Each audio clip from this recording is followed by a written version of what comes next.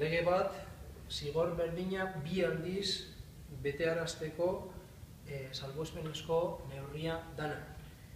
Presoen kolektibo zehatz bati aplikatuko zaion salbuespenezko neurri bat.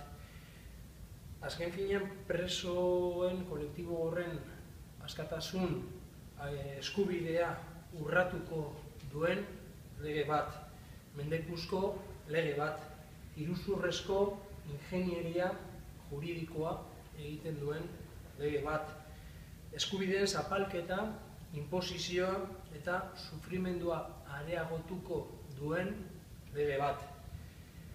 Ematen dugu ez zuetela ezer ikasi, Parot doktrinaren frakasoaren ostean, berriro ere beste frakaso batekin etortzen direlako.